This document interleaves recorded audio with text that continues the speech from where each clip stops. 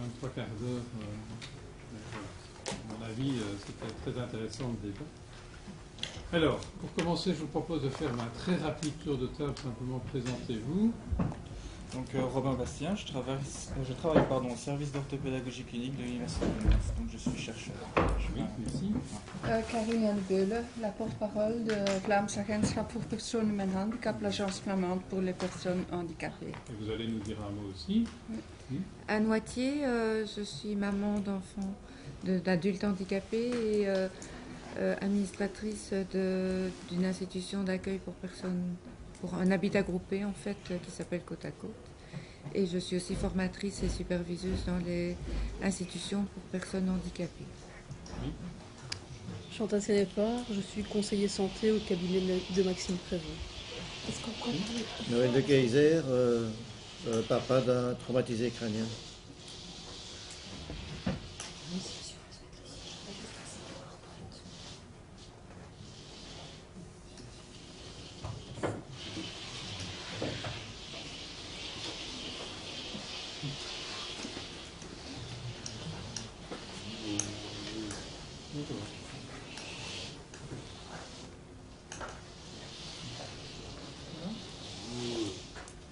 Danielle Tichon, animatrice coordinatrice du mouvement Personnes d'abord et Personnes ressources. Xavier Ancio, administrateur du bureau Plein Pied, spécialisé en accessibilité. Anne Courtejoie, logopède de l'ASB Cominso, communication Internet. Oui. Stéphanie de Campos, membre du mouvement Personnes d'abord à Namur. Vanessa Chabel du mouvement Personnes d'abord. Oui. Je m'appelle Monique Pourreau et je fais partie du mouvement Personnes d'abord de la région de Namur. Oui. Oui. Mauricie Sorokini. Oui. Muriel Millet, je suis présidente de l'association du Noyau, qui est l'association des personnes traumatisées crâniennes, et j'ai un fils qui est traumatisé crânien depuis 20 ans. Michel François, je fais partie de l'association. Cyril Clavry, je viens de l'ADAPT en France et je suis knowledge manager. Je suis sur la recherche et l'innovation. Vous vous mettez à l'écart? En fait, c'est comme ça que je vous vois mieux, parce que quand je suis au même niveau, je vois moins les gens. Désolée, c'est pas... Comment dites-vous?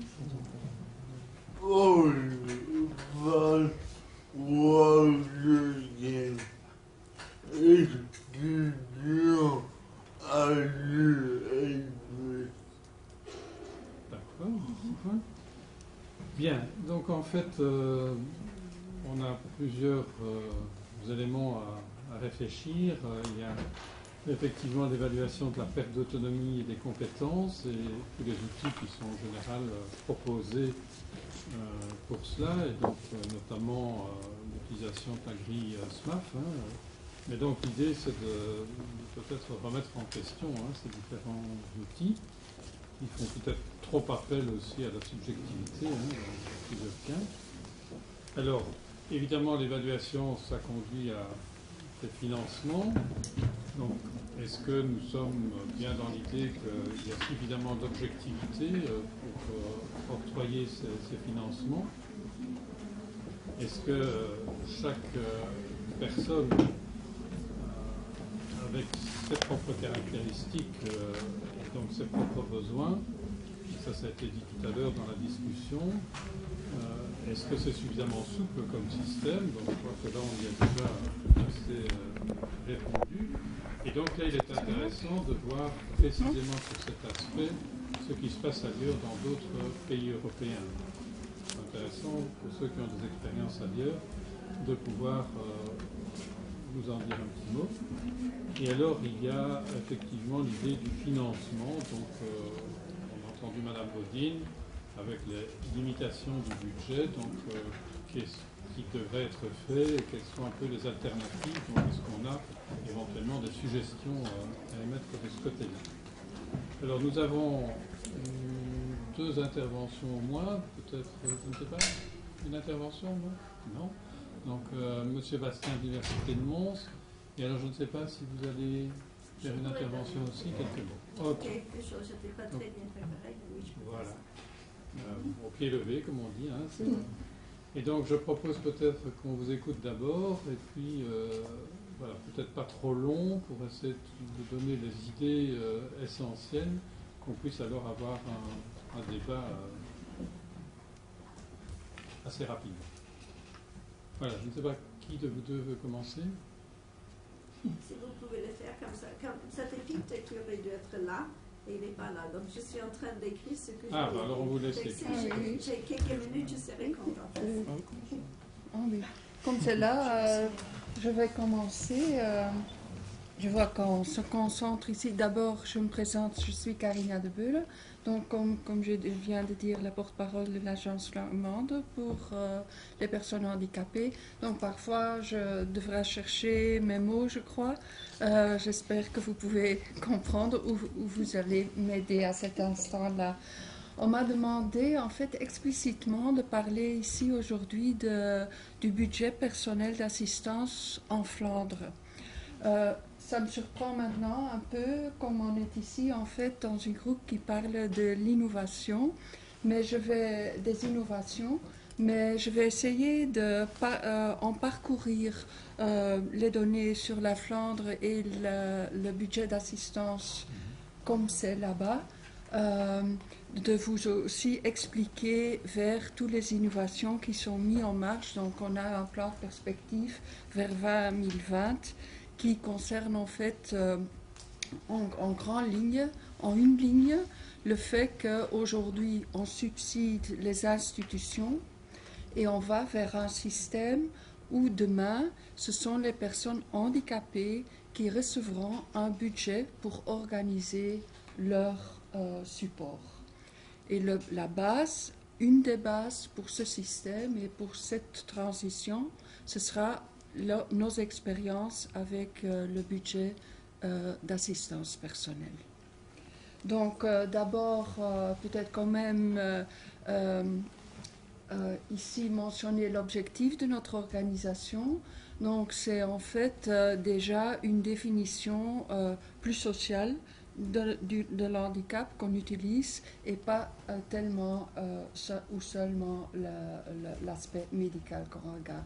Donc notre objectif est d'organiser le soutien des personnes handicapées pour que leur intégration et participation sociale soient favorisées et que leur autonomie et aussi la qualité de vie soient optimalisées. Donc là, on suit la convention. On est une agence flamande, j'ai déjà dit, et on travaille sous la tutelle du ministre Jo van Deurzen. C'est le ministre de la Santé, en fait, du bien-être, de la santé et de la famille en Flandre. Donc peut-être quand même un peu de chiffres. Donc combien de gens ont déjà du support d'une autre façon, en fait subsidié ou payé par le VAP. En fait, en juin 2014, on voyait qu'à peu près 42 000 personnes utilisent le support des institutions. À peu près 2500 de personnes utilisent le budget d'assistance personnelle. À peu près 55 000 personnes encore vivantes, parce que là je parle des moyens d'aménagement et techniques. Donc parfois ces moyens sont encore là et payés, mais la personne n'est plus là. Mais nous on compte ce qui est vraiment utilisé. Donc là aussi, c'est 55 000 personnes qui reçoivent des supports pour adapter la maison, la voiture, donc tas de choses, donc les moyens de communication, le PC. Donc on a tout un site avec les moyens d'aide et d'assistance et le support qu'on peut recevoir là-dessus. Donc avec le budget et avec les moyens d'assistance, naturellement, une personne reçoit déjà beaucoup de possibilités ou accès à des possibilités pour organiser soi-même. On a un budget annuel en total de 1,4 milliard pour payer tout ça.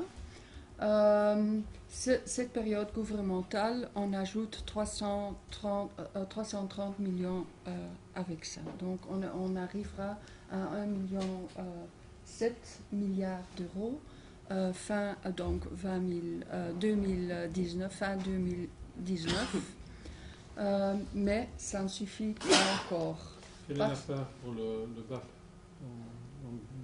Ça, je ne sais pas, ça, je n'ai pas compté, parce que je vais mentionner les montants des BAP, et ça peut différer parce qu'un BAP est donné selon les besoins.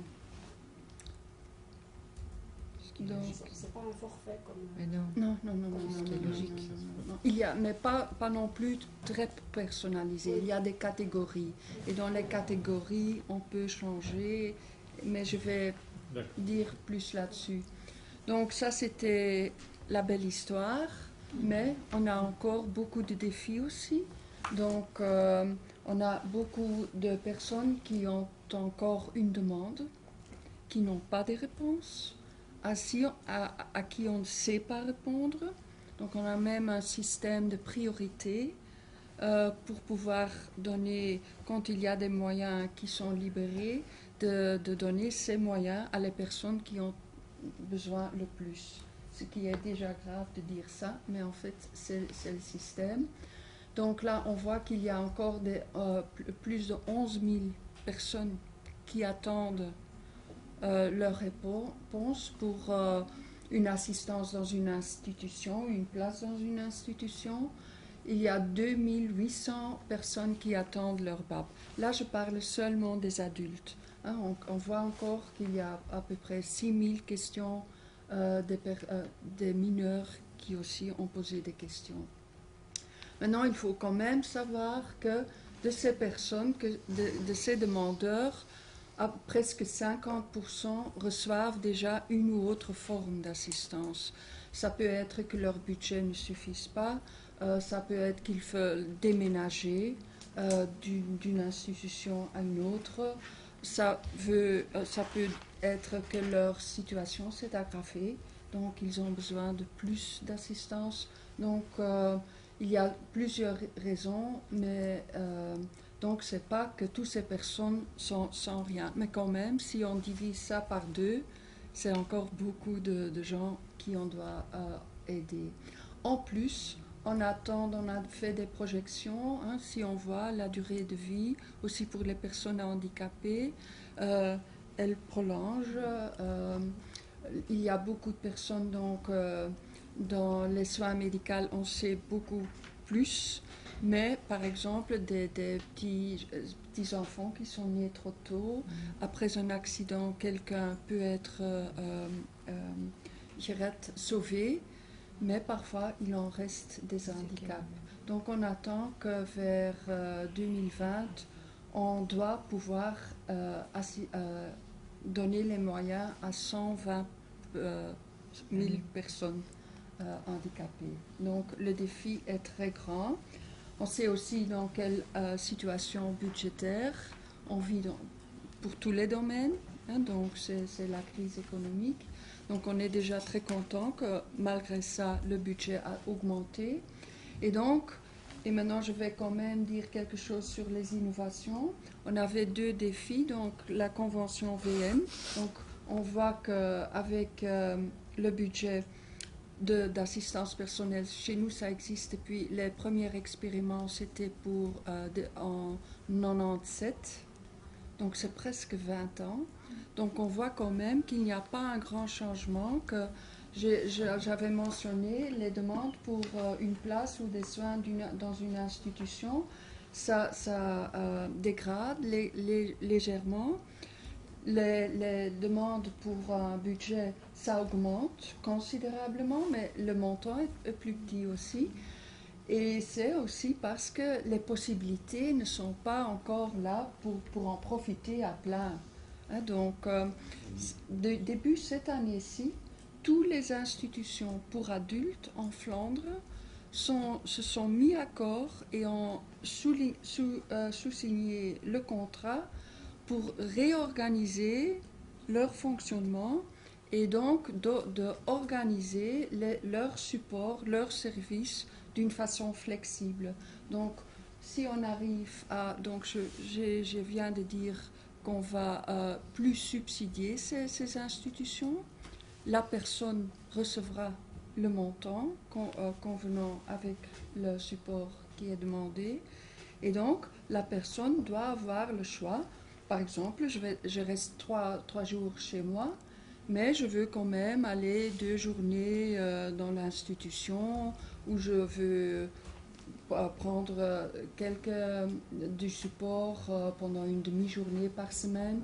Et chaque personne peut décider ça soi-même. Ça demande aussi toute une réorganisation et une change de culture de la personne handicapée aussi, parce qu'on a l'habitude de commencer à l'instant des organisations, du personnel. Là, donc, c'est vraiment une autre façon de penser. Et cette année-ci, on est surtout occupé, donc, les institutions se préparent à ce changement. Toutes les lois et les décisions ministérielles sont préparées pour rendre ça possible. Donc, le budget personnel d'assistance, ça c'est la situation aujourd'hui.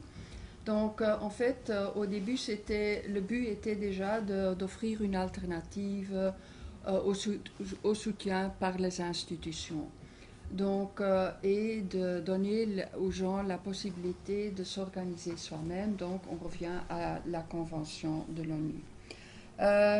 Peut-être que je dois quand même, parce qu'avec ce que j'ai entendu dans la grande salle, donc pour qui donc, depuis 2000, il y a vraiment un ancrage décrétal. Donc, c'est vraiment l'expérience a commencé avec quelques personnes avec un handicap motorique, ça doit être.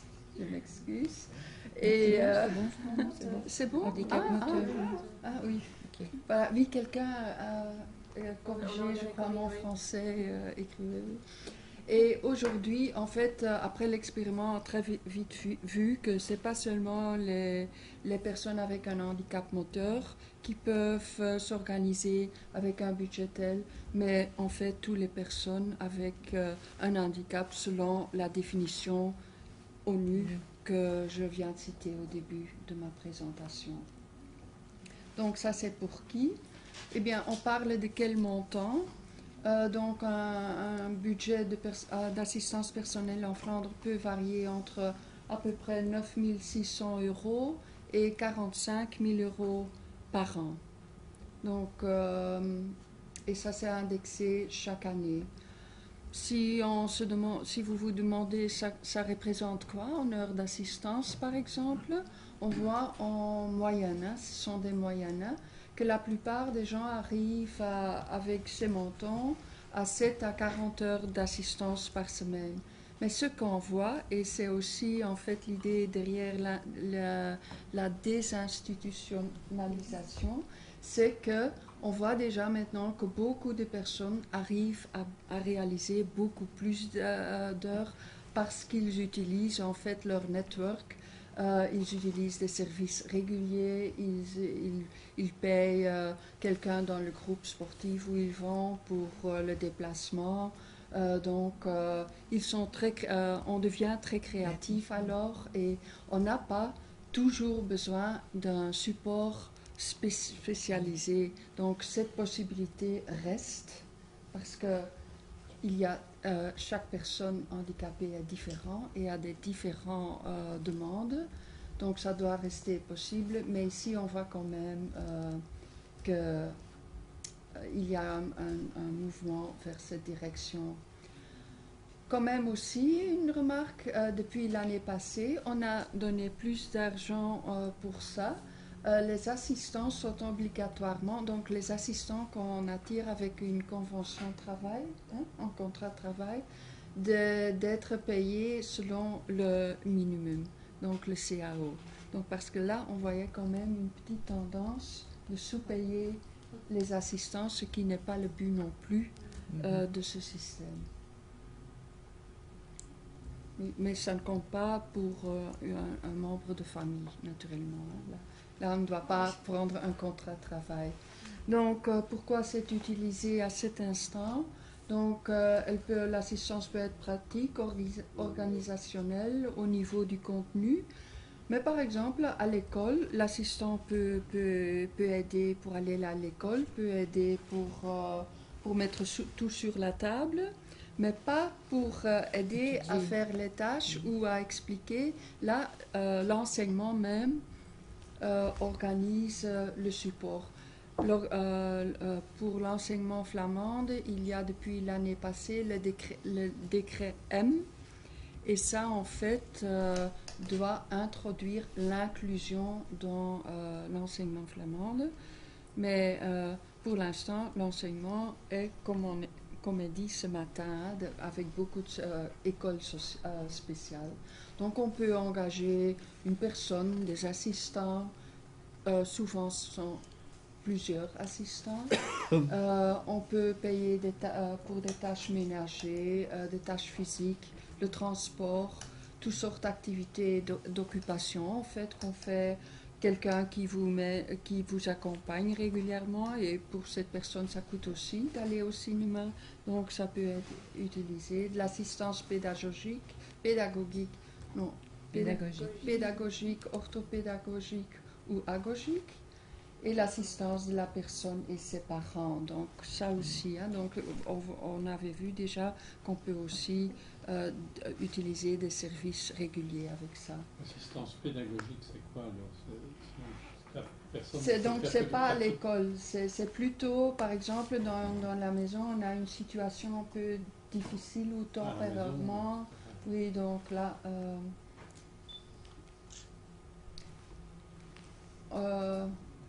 oui, alors là, il y avait le budget, il y avait l'idée, on va organiser tout soi-même avec des assistants, mais on a quand même vu qu'il y a des demandes de support spécialisé. Donc, à la fin, on a quand même permis de combiner le budget avec certains types de soutien offerts par des écoles ou des institutions. Mais le budget est alors adapté. Donc, c'est une décision à prendre soi-même. Mais par exemple, un enfant et les parents veulent continuer à travailler, alors un semi-internat, avec ou sans école, ça reste quand même impératif de pouvoir faire appel à ça. Donc, j'ai mentionné ici donc, ce qui est possible.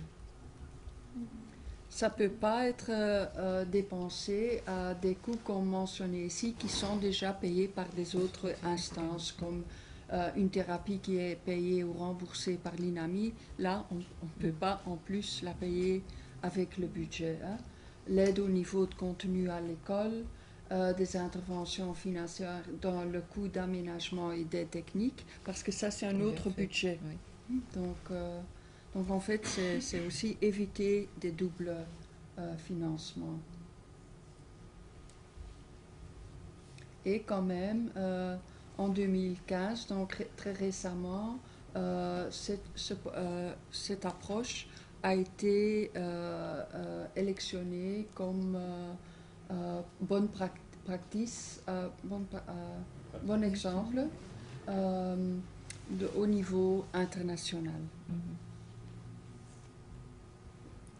Donc le futur, ce qu'on a appris avec le PAB, c'est en fait la base pour voir comment on peut organiser vraiment le financement de la personne handicapée. Peut-être, je ne sais pas, ce n'est pas le sujet, on peut demander. Si vous avez plus de questions sur des détails, après, là où c'est possible, je peux vous répondre. Parce que c'est un des aspects. Donc, comment est-ce qu'on évalue les besoins de la personne? Il y aura toujours un plan de soutien opérationnel. Donc, il y a des organisations dans chaque province. Les mutualités aussi peuvent jouer un rôle là-dedans. Et on va voir avec la personne quels sont quelle est la vie que vous voulez mener, quelles sont les possibilités que vous avez, on parle là des 5 cercles, je ne sais pas si vous les utilisez, au milieu la personne, la famille, les voisins, les amis, donc là aussi, donc ça c'est la base, on va voir quelles sont les possibilités là, on va chercher. Est-ce que vous avez besoin, est-ce qu'il y a des possibilités qui sont offertes par des services réguliers là où vous habitez, ou est-ce que vous avez besoin des supports spécialisés où le VAP intervient. Donc ça c'est un peu l'idée, donc c'est vraiment un va-et-vient avec la personne et on est en train maintenant d'élaborer des schablones parce que naturellement ça doit quand même être, être une référence pour chaque personne, hein, que c'est de la même façon que c'est fait n'importe où on se trouve. Donc les institutions, eux, ils évoluent vers ce nouveau système MICEL. J'étais un peu trop... Donc ça, j'ai déjà dit au début. Hein.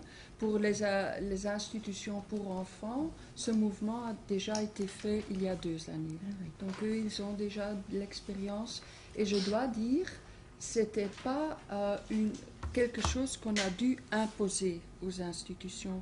Donc en fait, eux-mêmes sont avec les organisations des personnes handicapées, avec nous, autour de la table, pour élaborer tout ça et pour voir comment on peut organiser cette transition. Donc le PAB a certainement eu un énorme effet sur la mentalité et la façon de rencontrer la personne handicapée. Ça a montré aussi qu'il n'y a pas un effet choc et je crois que c'est moyennement, partiellement parce qu'il y a encore l'idée des institutions subsidiées, mais d'autre côté aussi, l'inclusion n'est pas encore un fait. Donc on a bien parlé des services réguliers. Il y a beaucoup de services réguliers qui maintenant savent que ceci est en route, qui commencent à s'organiser là-dessus, à avoir du know-how. Donc il y a beaucoup de projets pour l'instant aussi de remettre la connaissance et les compétences pour que aussi un service régulier sait comment faire. Voilà. Merci beaucoup. C'est très cool, mais peut-être trop longtemps. Qu'on fait en Flandre, on pourrait le faire en Wallonie, c'est ça votre conclusion? On fait en Flandre, on pourrait le faire en Wallonie. On a même... Moi, je crois que partout on fait le mieux. La convention de l'UN, je crois que ça aide beaucoup aussi sur le plan de sensibilisation et pour les gouvernements, la politique, les personnes, les organisations. Je ne travaille que 2 années au VAP. Mais dans la période 95-97, j'étais chef de cabinet pour les chances égaux en Flandre. Avant, c'était l'émancipation de la femme. Et alors, on a dit non, c'est pas seulement la femme. Il n'y a pas égalité de chance non plus pour les personnes handicapées, pour les personnes avec une autre afkomst. Oui, voilà. Donc, à cet instant, il y avait encore... Donc, il y a un parcours qui est parcouru, mais il y a encore beaucoup de choses à faire. Très bien. Merci. Partout. Bien. Merci. Mais moi, c'est par rapport à votre projet qui est d'individualiser le budget et non le rendre à l'institution financièrement parlant. C'est plus intéressant de rendre le budget personnalisé ou bien le donner à l'institution. Qu'est-ce qui coûte le moins cher, on va dire? En fait, c'est pas une question de coûter moins cher, non. C'est une question que la personne sait plus faire avec le budget. Donc, il y aura un budget, il y aura 3 possibilités aussi, d'avoir un budget cash, de travailler avec des vouchers, qu'on peut, par exemple, si on dit quelqu'un qui est déjà 30 ans dans une institution et qui ne veut pas sortir de là, Alors, c'est possible d'utiliser des vouchers et quelqu'un qui dit moi je ne veux pas m'occuper d'un budget et tout ce qui vient avec. Hein, donc, on peut utiliser des vouchers ou on peut choisir pour un système de combinaison. Donc, par exemple, partiellement, je vais m'organiser moi-même, mais aussi je vais utiliser régulièrement des services d'une organisation et là, je m'en occupe pas, c'est le voucher.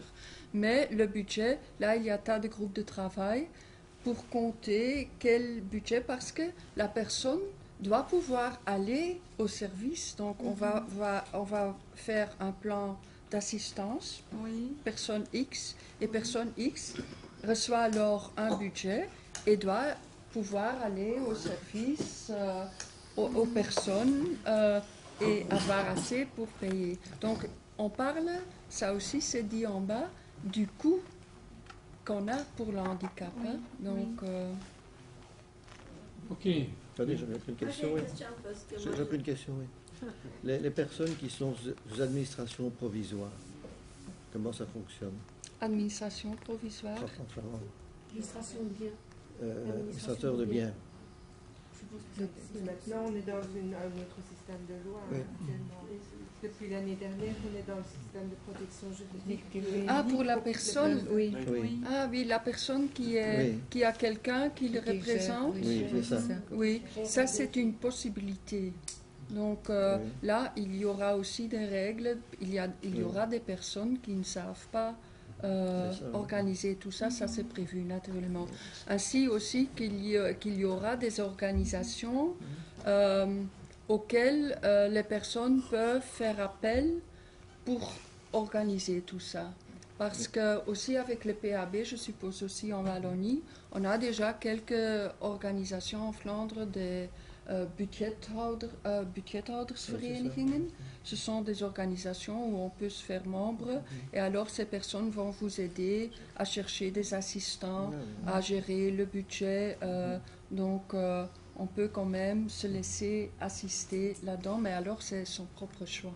Il y a encore une question et puis on passe. Ma question, parce que quand on reçoit l'argent pour les services, mais comment on va payer son habitation pour habiter l'appartement, la maison? Est-ce qu'on utilise cet argent ou on doit avoir d'autres argent pour pouvoir payer son appartement? Donc là, on tient compte de quel est le coût normal de vie pour chacun et le budget, en fait, c'est le coût de vie qui vient en plus. Par exemple, moi aussi, j'ai une maison. Si vous avez votre maison, vous habitez à côté de moi, mais votre maison doit être adaptée, alors ça c'est pris en compte.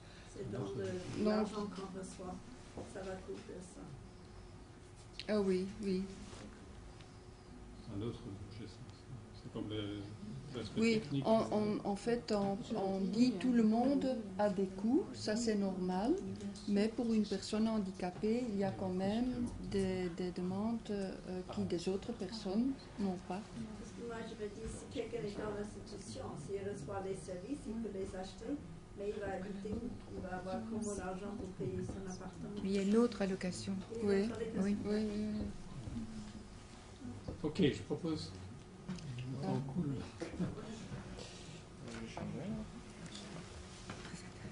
Merci.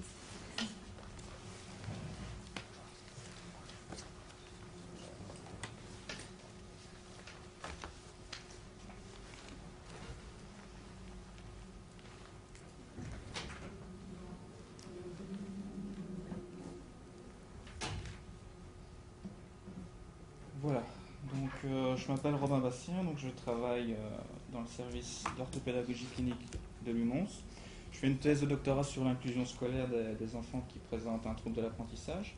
Je vais être très court, en fait, c'est vraiment pour vous présenter quels sont les outils principaux utilisés pour évaluer l'autonomie et la dépendance des personnes en situation de handicap et les outils qui sont utilisés justement pour le financement du BAP. Alors, il existe en Europe des pays qui ne sont pas encore, qui n'ont pas encore de législation concernant le budget d'assistance personnelle.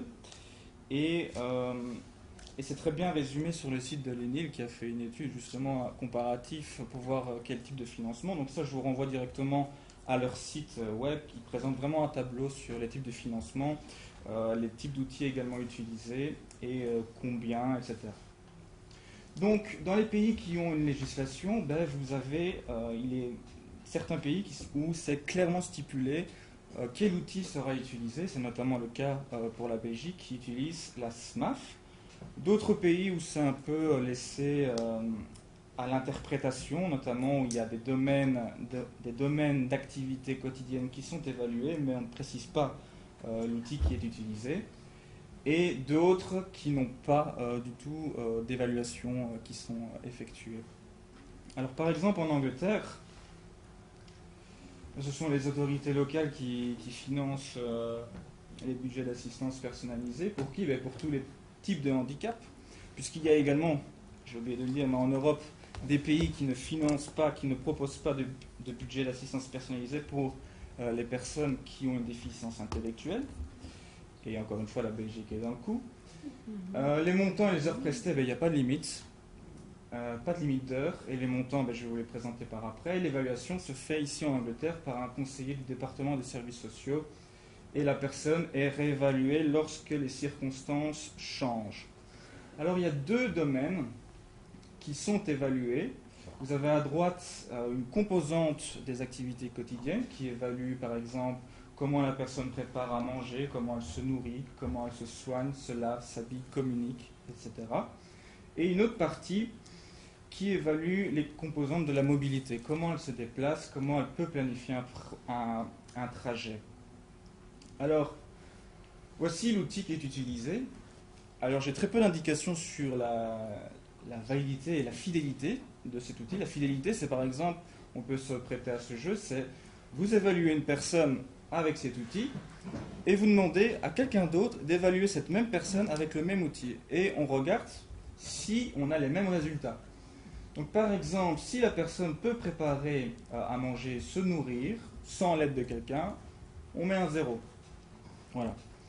Si elle a besoin d'utiliser une aide pour être capable de soit préparer, soit de cuisiner un plat simple, on lui met 2. Par exemple, en bas, un autre exemple, c'est elle ne peut pas préparer ni se nourrir, on lui met 8. Et en fonction des résultats qu'on a, on peut allouer un budget personnalisé. Donc ça, c'est pour la composante activité quotidienne.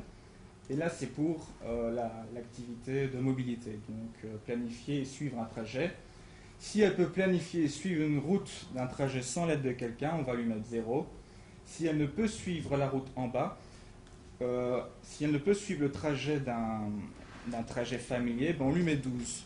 Donc en fonction de ça, on va allouer des budgets, comme vous le voyez ici, où pour la composante 1, donc pour les activités quotidiennes, on va lui fournir 54 livres sterling, plus ou moins 76 € la journée, hebdomadaire, pardon.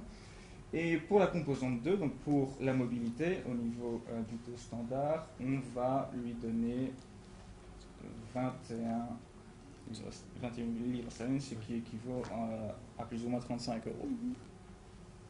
Ça, c'est pour l'Angleterre. Pour l'Allemagne, qui finance, qui alloue les budgets, c'est le ministère fédéral du Travail et des Affaires sociales. Pour qui? Pour les personnes qui ont un handicap sévère, principalement moteur, et les personnes qui ont une déficience intellectuelle sont censées être en institution.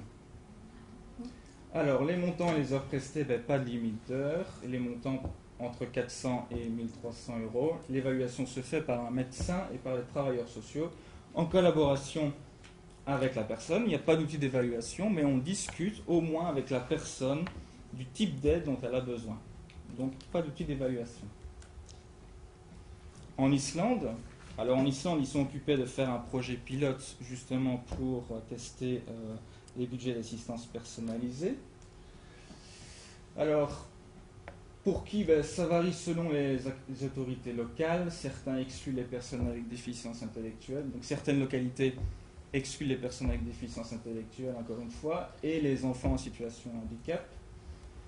Les montants et les heures prestées, minimum 20 heures par semaine, maximum 24 heures 7 jours sur 7, et on donne 17,85 € par jour, par personne.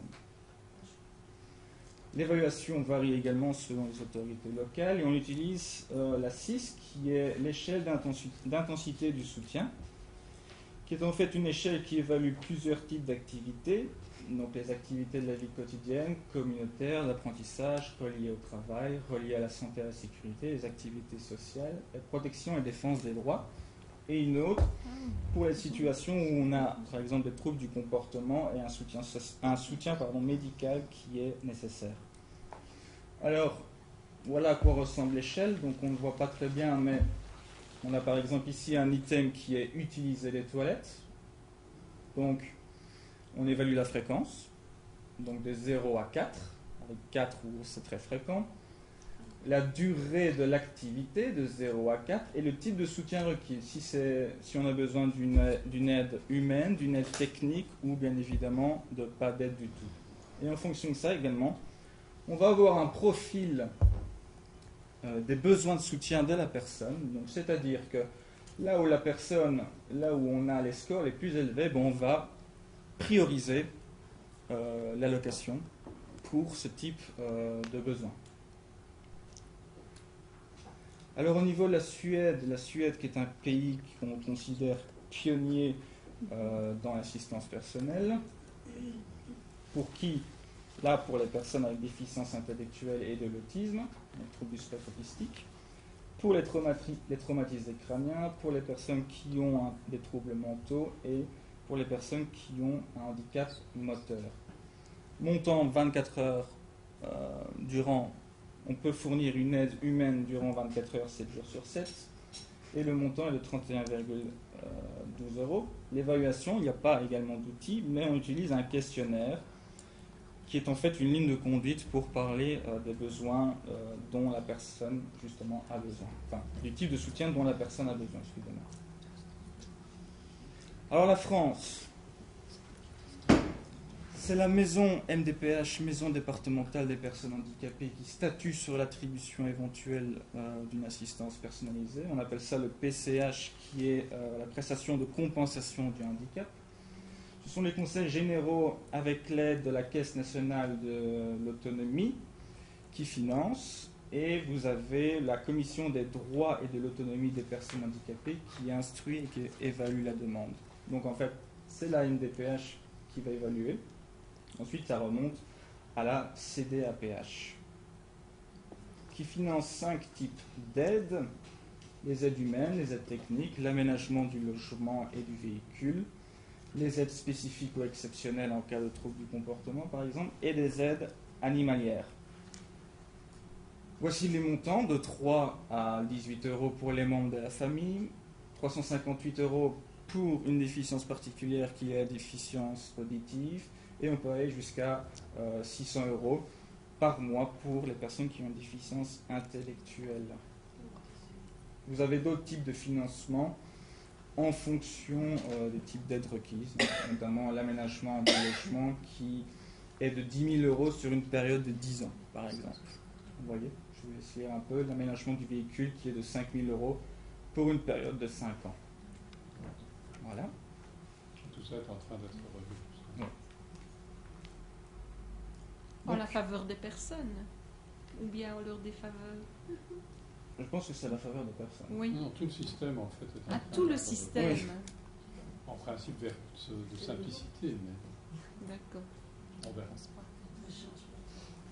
Alors je vous présenterai la GEVA juste après. Je vais juste vous montrer que voilà, il y a une augmentation des allocations pour le handicap et le PCH total, donc qui est l'équivalent du budget d'assistance personnelle, qui augmente également au fur et à mesure des années. On voit clairement sur ce schéma que en 2012, donc en orange, ce sont les aménagements du logement qui sont principalement sujets à l'assistance personnelle. Alors les instruments d'évaluation, vous le savez, c'est la SMOF qui est utilisée, donc système de mesure de l'autonomie fonctionnelle. Il faut savoir que c'est un outil qui a été élaboré au Québec et qui est principalement destiné, du moins à la base, aux personnes en perte de dépendance et notamment aux aînés, aux personnes âgées. Je dis les aînés pour...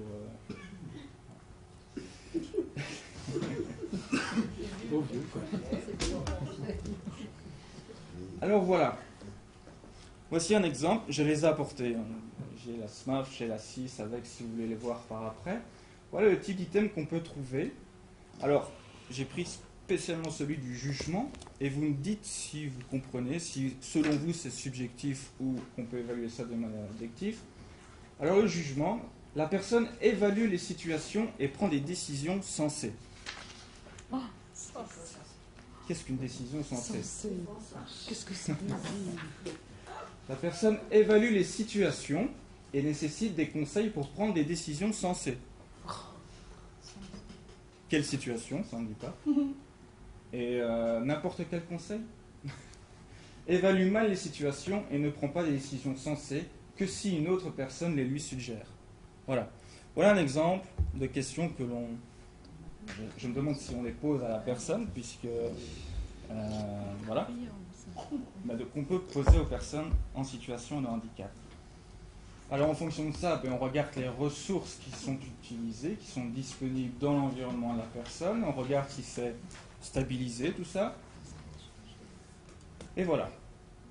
Et en fonction de ça, on met des points, et on va pouvoir définir un budget d'allocation, enfin un budget d'assistance personnalisé. Alors il faut savoir que cette échelle a été élaborée en 1983.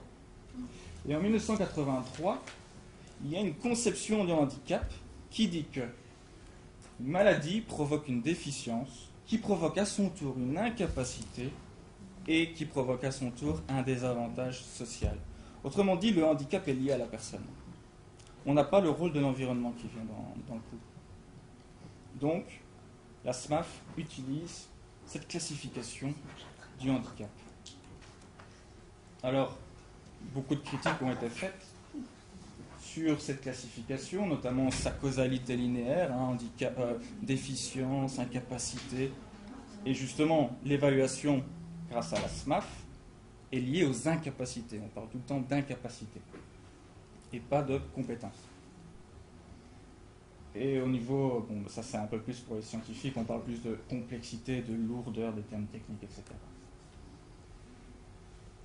Donc, il y a la nécessité de trouver une évaluation qui s'appuie sur une approche interactive et situationnelle du handicap. Alors, depuis lors, la classification que je vous ai présentée par après a été abandonnée pour une autre, qui est la classification internationale du fonctionnement du handicap et de la santé. Elle n'a d'international que le nom, puisqu'il me semble que c'est surtout les pays européens qui l'utilisent. Alors là, on explique clairement que le handicap est dû en fait aux facteurs personnels, par exemple une déficience intellectuelle, mais également aux facteurs environnementaux qui viennent entraver justement la personne dans ses activités, dans sa participation. Et là, un outil qui est australien, mais donc qui n'est pas encore utilisé ici en Belgique, qui est l'ICANN, qui part de l'identification des aspirations de la personne, des objets de vie de la personne, de l'identification de la situation actuelle en termes de famille, travail, école, relations, la description de son réseau également qui est important, l'identification des besoins de soutien relatifs à la santé physique et mentale, et l'identification des besoins de soutien relatifs au domaine d'activité de participation, notamment liés à la communication, à la vie domestique, à la mobilité, aux interactions sociales et à la vie sociale et physique. Donc ça, c'est la classification actuelle qui est utilisée en Europe. Je vous présente une autre classification qui est utilisée au Québec, qui a été élaborée au Québec par Patrick Fougeroulas, qui est lui-même en situation de handicap, qui est en chaise roulante, et qui a élaboré ce modèle. Dans ce modèle, il explique que le handicap, c'est une entrave, c'est dû en fait à une entrave, c'est une limitation de la personne dans sa participation sociale, dans ses habitudes de vie, notamment dans les activités qui sont courantes, mais également dans ses rôles sociaux.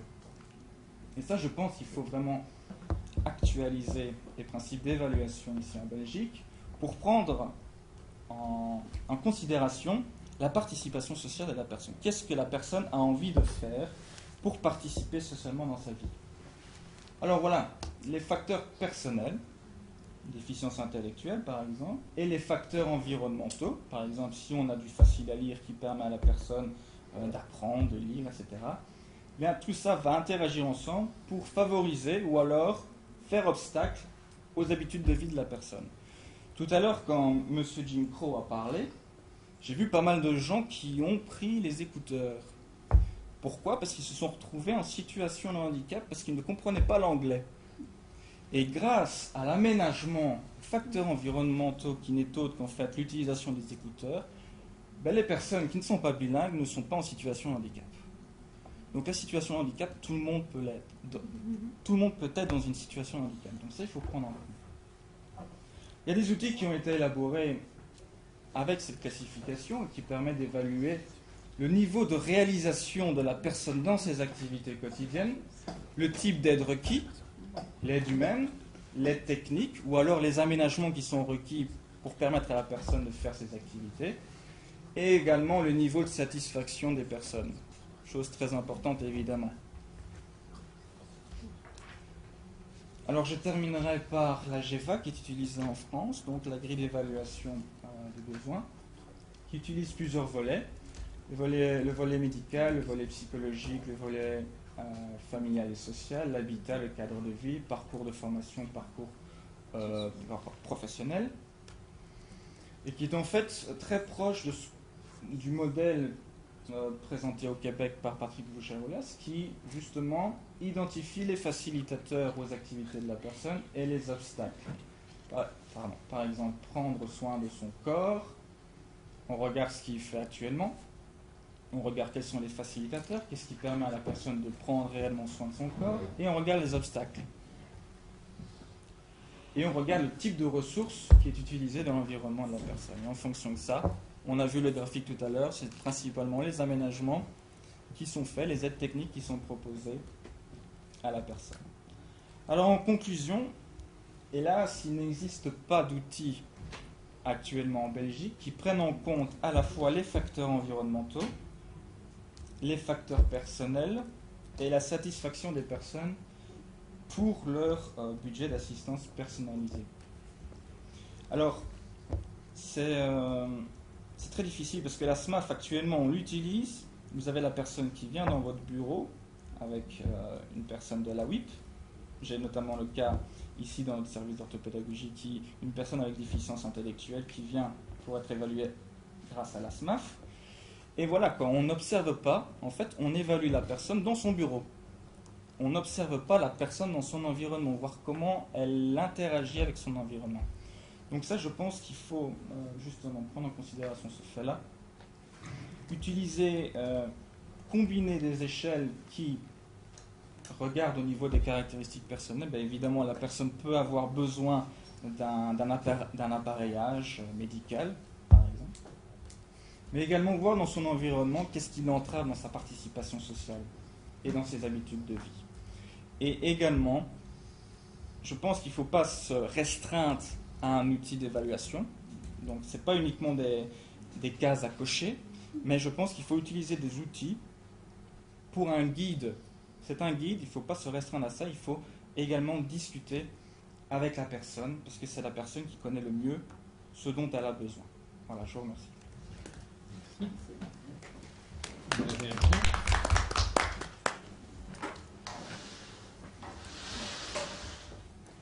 avez déjà écrit quelque chose par-dessus? Pas encore. Alors, je suis très intéressée. Il existe des écrits déjà, enfin, les outils sont publiés. Je peux les donner. C'est gentil. Sur la GEVA, on peut vous apporter une bibliothèque entière. La CNSA. La GEVA est disponible sur la CNSA, le site de la CNSA. La CIS est disponible. Enfin, la SMAF doit être disponible aussi. Je ne sais pas, je ne l'ai pas trouvé sur Internet. Et la MHV est disponible aussi.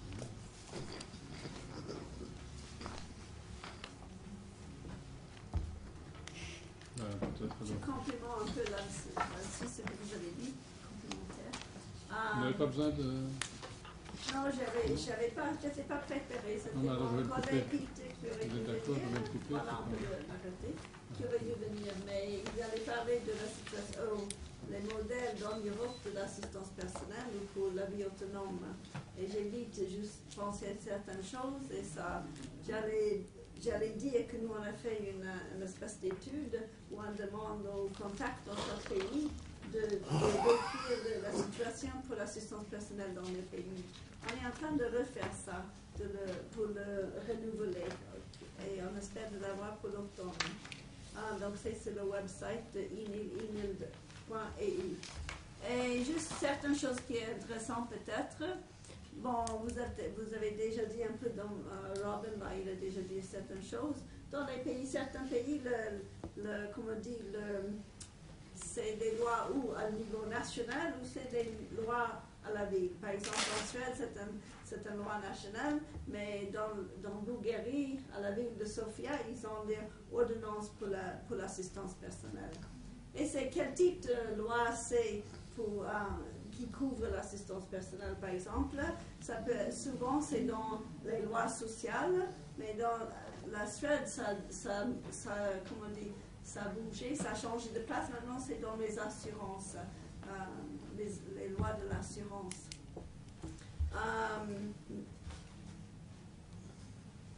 Il y a 2 pays où il y a un droit civil pour l'assistance personnelle. Ça, c'est le Suède qui était premier, l'année 1994, et maintenant en Norvège depuis cette année, où c'est un droit civil pour l'assistance personnelle. Mais le financement, par exemple, en Suède, c'est une combinaison de l'État et la ville que vous avez montré. Ou Norvège, c'est que la ville, moi je dis la ville, c'était l'autorité locale, je pense que vous avez utilisé le mot. Il y a aussi en Europe des projets pilotes qui commencent pour commencer l'assistance personnelle, où il y a des projets qui sont des mesures contre le chômage. Par exemple, à Ljubljana et Madrid, c'est des projets contre le chômage.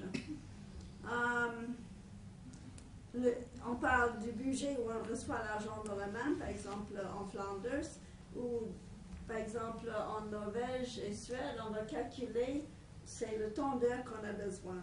Donc moi, j'irai chez mon travailleur social et on va discuter. Il y a ce questionnaire maintenant.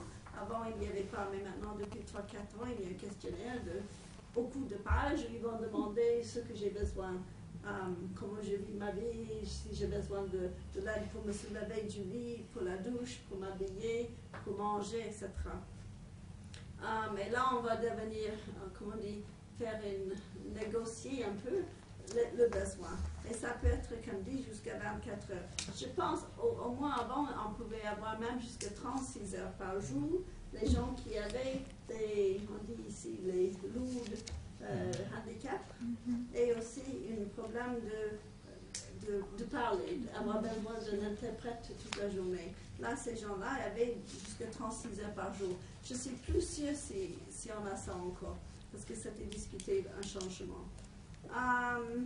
Qu'est-ce que j'avais dit encore? 36 heures, ça veut dire qu'il y a plusieurs personnes alors. Oui, absolument. S'il y a 36 heures par jour, ça fait beaucoup d'heures par semaine. Donc peut-être il a une dizaine de personnes qui travaillent pour lui ou elle pendant la semaine. Ensuite, on a le choix d'administrer son assistance personnelle. Moi, je pourrais avoir une compagnie privée et il me payerait l'argent et je fais tout. Maintenant, c'est devenu plus compliqué, je ne sais plus comment, mais il y a on doit demander une licence, on doit qualifier pour pouvoir donner le service.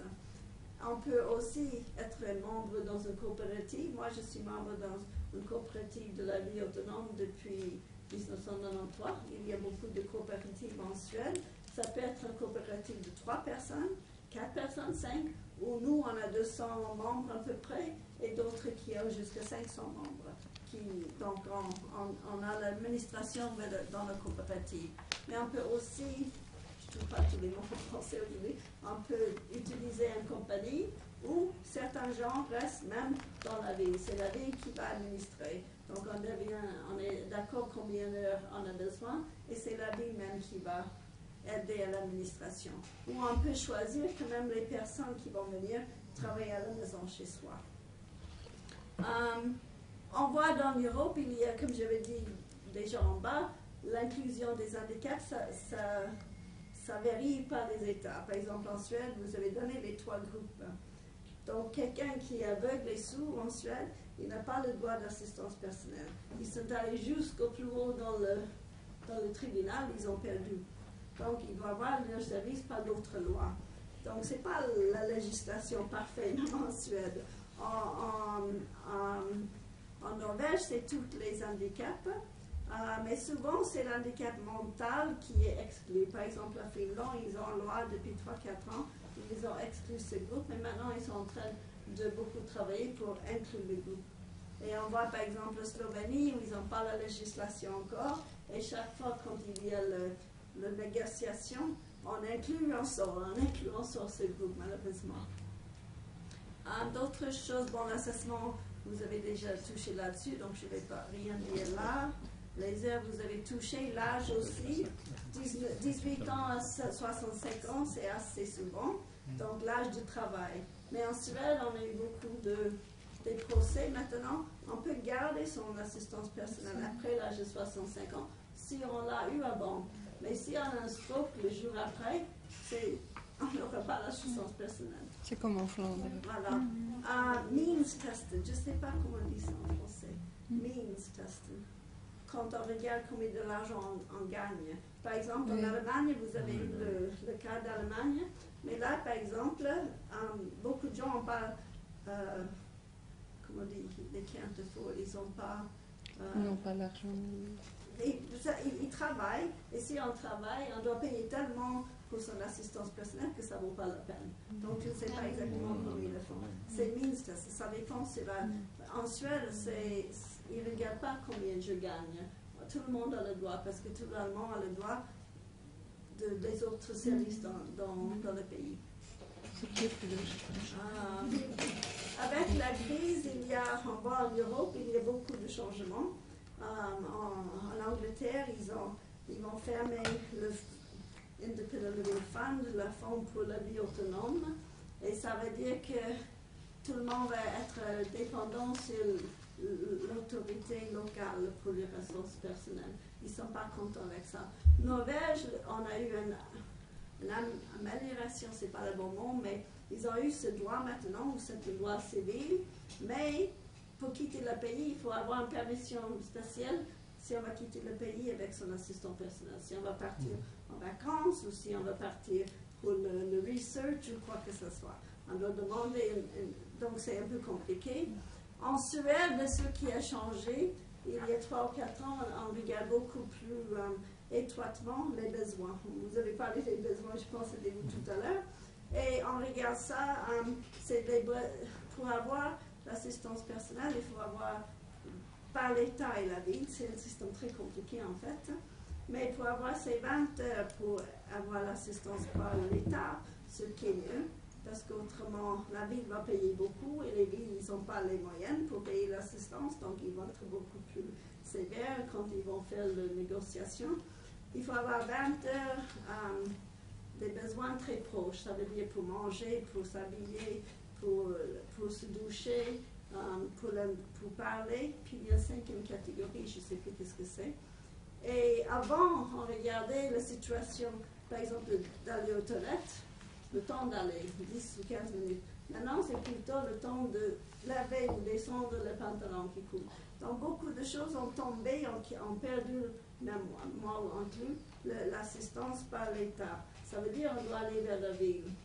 Et là, il va refaire comme on dit, l'analyse, l'assessment, pour voir, et puis il faut qualifier pour la législation, je l'ai qualifié, mais c'est la ville qui va payer. Mais la ville n'a pas beaucoup d'argent, donc moi je voulais mon assistance pour vivre ma vie, pour travailler comme je fais, pour être politicienne comme j'ai été. Ils ont dit non, on vous donne juste le minimum. Et là, j'ai dû aller au tribunal pour reprendre mon assistance personnelle, ce qui complique beaucoup la vie, tout ça. Donc, il y a des changements. On voit ça partout parce qu'on dit la crise, il y a moins d'argent. Il va falloir qu'on termine à 5 heures, donc ok, si vous pouviez conclure, ce serait gentil. C'était juste quelques anecdotes. Merci beaucoup. Merci à vous. Merci. Merci, madame. Voilà, on n'a pas pu aller plus loin dans la discussion, mais je crois qu'on a déjà dit beaucoup de choses sur à la fois ce qui s'est passé dans ce qui se passe dans différents pays, donc ça ouvre les horizons, et alors merci aussi au niveau des outils d'évaluation, puisque c'était une des questions. Mais donc là maintenant il faudrait du temps pour faire quelque chose de tout ça et essayer un petit peu de proposer des pistes. Et l'heure est là, et donc ce sera pour une prochaine journée, j'imagine. Merci. Merci beaucoup. Je vais vous donner mon adresse.